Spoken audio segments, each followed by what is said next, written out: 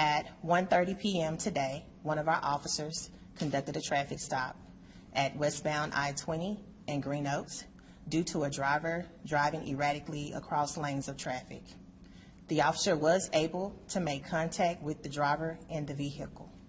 Based off of their conversation and some other factors that the officer observed, he did request that the driver turn off the vehicle and exit the vehicle, in which the driver did not comply.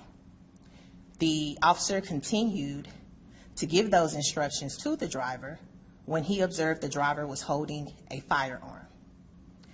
The officer gave the driver multiple commands to drop his weapon, in which the driver did not do so.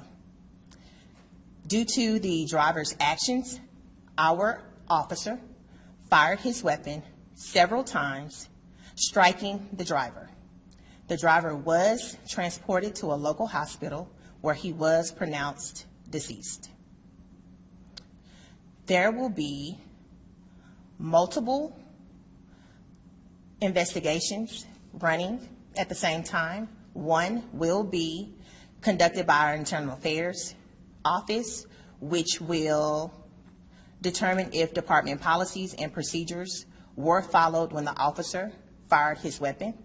And the second one will be conducted by the homicide team to look at the incident overall. I also want to point out that our officer was not injured during the incident and has since then been placed on administrative leave, which is routine during incidents where our employees fire their service weapons.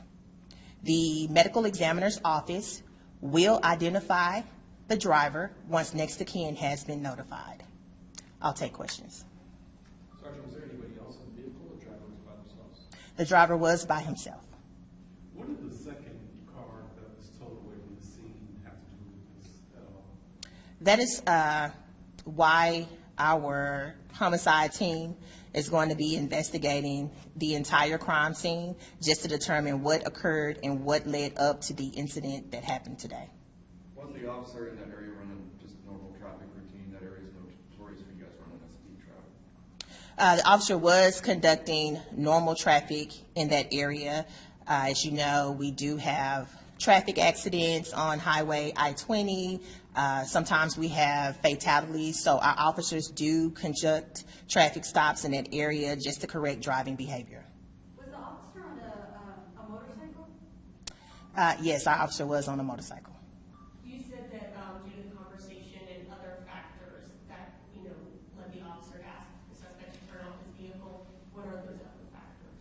That would be, we won't get into those specifics at this time because that is a part of the ongoing investigations that are occurring right now. You also said that the officer observed the suspect had a firearm. Is there any indication that he pointed it toward the officer, or was it just in his hand? That is also what our homicide team and our internal affairs team are going to be looking at with this incident. But I can tell you, based off the suspect's actions, our officer did fire his service weapon. Can you tell us about the officer's service record, how long he or she has been on? We will not be getting out any identifying information for our officer at this time. Was the vehicle stolen?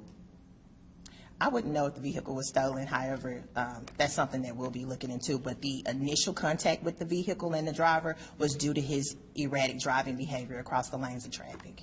You said there were multiple shots fired by the officer. How many approximately? That's something that our crime scene unit will investigate. They're out on the scene right now, currently combing through evidence. They'll take custody of the driver's weapon, the officer's weapon. They'll also collect shell casings and any other evidence at the scene that can tell us how many times the weapon was fired. What kind of gun do you have, assessment?